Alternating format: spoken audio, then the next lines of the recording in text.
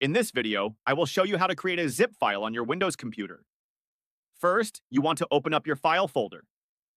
Then, you want to go to the folder location of the files you want to zip. In this example, I will be choosing the video folder. Once you are there, you can hold the Control key and left-click on multiple files that you want to zip. If you just want to zip the whole folder, you can press Control and A key to do so.